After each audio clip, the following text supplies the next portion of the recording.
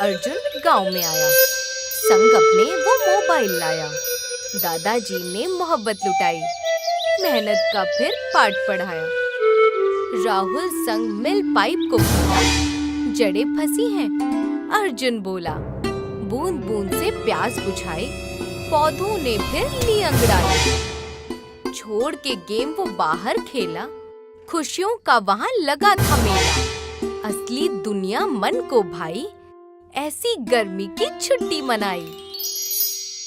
कमरे में दिन के वक्त भी पूरी तरह अंधेरा होता है, क्योंकि पर्दे बंद रहते हैं। अर्जुन अपने बिस्तर पर बैठा होता है और मोबाइल पर गेम खेल रहा होता है। उसकी उंगलियां तेजी से स्क्रीन पर चल रही होती हैं, मगर उसका पूरा ध्यान सिर्फ मोबाइल में लगा होता है। तभी उसकी माँ माया कमरे में दाखिल होती है। वो चारों ओर देखती है और कमरे की हालत देखकर तुरंत नाराज हो जाती हैं। वो आगे बढ़ती हैं और एक झटके में पर्दे खोल देती हैं। अर्जुन, तू पूरे दिन इसी अंधेरे कमरे में बैठे रहोगे क्या? बाहर देखो, कितनी अच्छी धूप निकली है। कम से कम जाओ, अपने दोस्तों के साथ नीचे खेलने ही चले जाओ।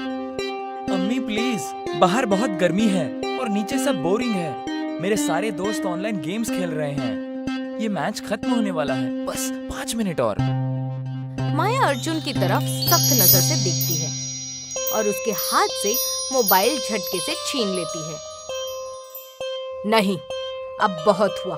तुम्हारी गर्मी की छुट्टियां शुरू हो चुकी हैं और मैं तुम्हें इस फोन का गुलाम बनते देख नहीं सकती हूँ।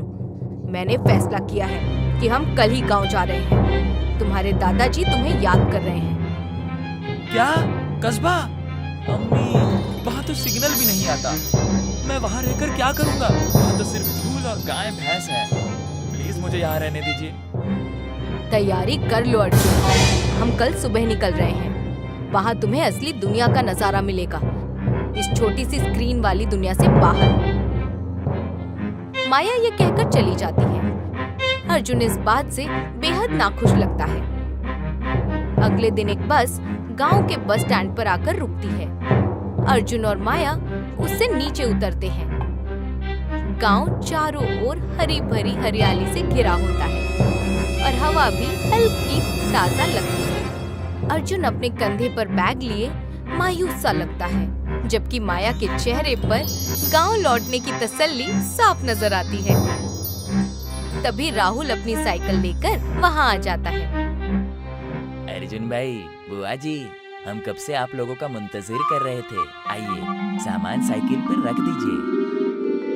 यार राहुल, यहाँ कितनी धूल है और मेरा फोन देखो, इसमें तो एक भी नेटवर्क का डंडा नहीं आ रहा। अरे अब मैं क्या करूँगा?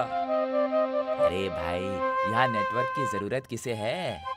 यहाँ तो चिड़ियों की आवाज और ठंडी हवा ही काफी है। आइए, दादाजी घर पर आप लोगों के लिए खास आम का पन्ना बनाकर बैठे हैं। अर्जुन मायूस सा लगता है और अपना बैग राहुल के साइकिल पर रख देता है और फिर वो सब साथ में घर की ओर चल पड़ते हैं। घर के आंगन में दादाजी चारपाई पर बैठे होते हैं और उनका इंतजार कर रहे होते हैं। तभी तीनों घर पहुंचते हैं। उन्हें देखते ही दादाजी बेहद खुश हो जाते हैं। वो तुरंत अर्जुन के पास आते हैं और उसे कसकर गले लगा लेते हैं। आ गया मेरे शहर का हमजा। बहुत बड़ा हो गया है तू अर्जुन। लगता है शहर की हवा ने तुझे थोड़ा सुस्त बना दिया है।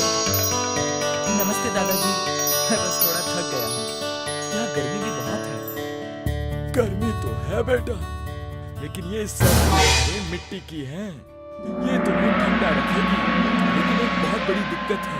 पिछले 2 दिनों से हमारे घर के पाइपों में पानी नहीं आ रहा। कस्बे के कुएं का स्तर भी नीचे चला गया है। क्या हुआ पिताजी? क्या मोटर खराब हो गई है? नहीं, मोटर तो ठीक है। लगता है कोई मुसीबत है। मैंने प्लम्बर को बुलाया था, लेकिन वो 1 हफ्ते के बाद ही आ पाएगा। तब तक हमें दूर वाले तालाब से पानी लाना होगा। अर्जुन रोज तालाब के बारे में पानी लाने के बारे में सोचकर थोड़ा डर जाता है। उधर राहुल सारे बैग्स अंदर रख देता है और फिर सब लोग अंदर तरोताजा हो जाते हैं।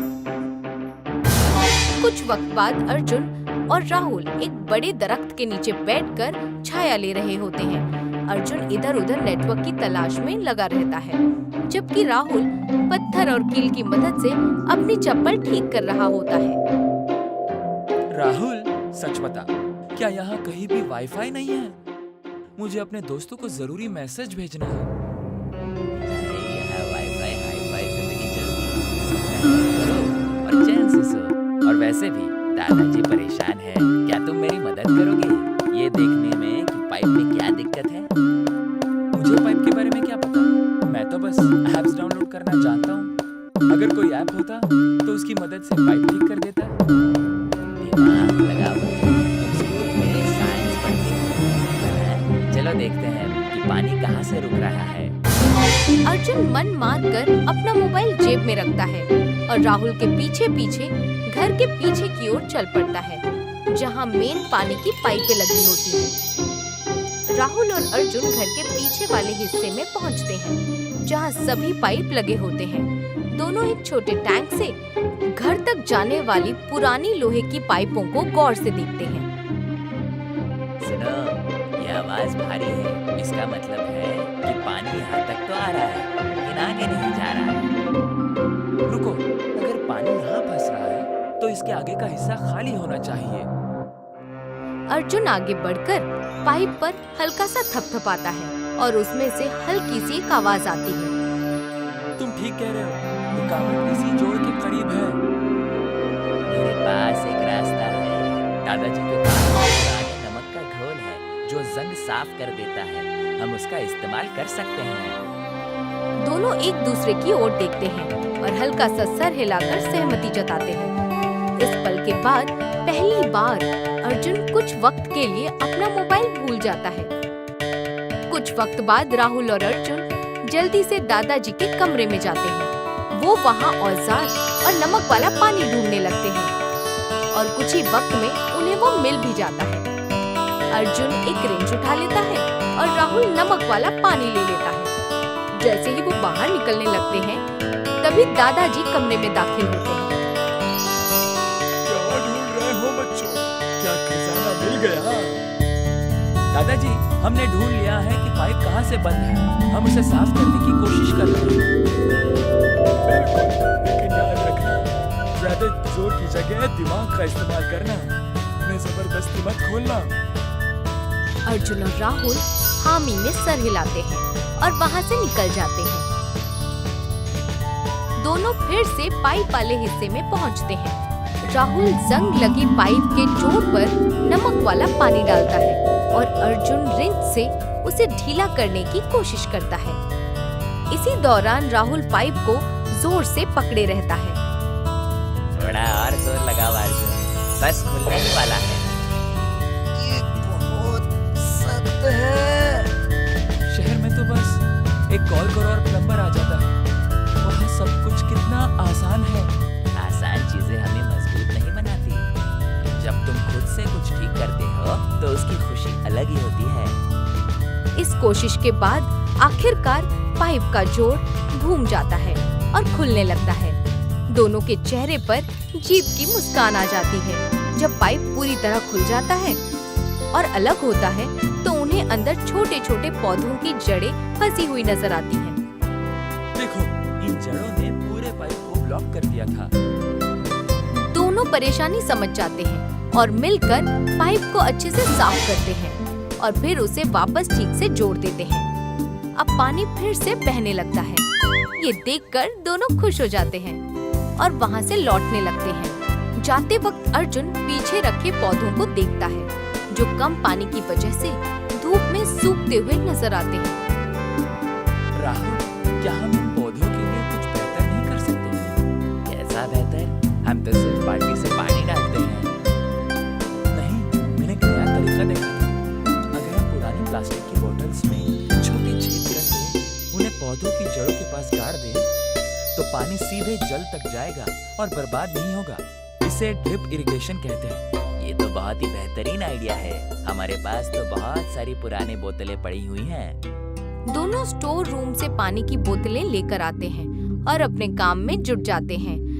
अर्जुन बोतल के ढक्कन में छोटे छोटे छेद करता है और राहुल बोतल को खड़ा करने के लिए उसमें बांस की लकड़ियां बांधने लगता है। दादाजी और माया कमरे में बैठकर बातें कर रहे होते हैं। तभी अर्जुन और राहुल अंदर आते हैं। उनके कपड़ों पर मिट्टी लगी होती है, मगर उनके चेहरे पहले से ज्यादा खुश नजर आते हैं। अरे बाप रे, तुम दोनों का क्या हाल हो गया है? अर्जुन, क्या तुम वही लड़के हो जो सुबह धूल से डर रहे थे? अम्मी, हमने नल ठीक कर दिया और बस यही नहीं, हमने पूरे बगीचे के लिए एक नया पानी बचाने वाला सिस्टम भी बनाया है। सच में? चलो देखते हैं। फिर चारों वहाँ से साथ में निकल जाते हैं। चारों आंगन में पड़े नल के पास पहुँचते हैं। अर्जुन आगे बढ़कर नल खोलता है। पहले हल्की सी हवा की आवाज आती है और उसके तुरंत बाद नल से पानी अच्छे से बहने लगता है। हो गया, पानी आ गया। सब लोग खुशी से झूम उठते हैं। अर्जुन के अंदर ऐसी खुशी होती है जो उसे किसी भी वीडियो गेम से कभी नहीं मिली होती। रुको रुको, अभी और एक चीज बाकी है। चलो पीछे वाले बगीचे में चलते हैं। अर्जुन तेजी से घर के पीछे की ओर दौड़ता है। बाकी सब भी उसके पीछे पीछे वहाँ पहुँच जाते हैं। अर्जुन वहाँ पहुँचकर दादाजी और माया को वो ड्रिप इरिगेशन का इंतजाम दिखाता है जो उसने राहुल के साथ मिलकर बनाया होता है। बोतलों से पानी की बूंदें धीरे धीरे मिट्टी पर गिर रही होती हैं और पौधे अब पहले से ज्यादा हरे भरे और अच्छे दिखने लगते हैं। तुमने ये भी साबित कर दिया कि अगर तुम्हारे पास इल्म है तो तुम उसे कहीं भी इस्तेमाल कर सकते हो। दादाजी, मुझे समझ में आ गया। मेरा शहर मुझे दुनिया दिखाता था, लेकिन मुझे महसूस नहीं कराता था। मुझे खुशी है कि तुम बोर नहीं हुए अर्जुन। बोर?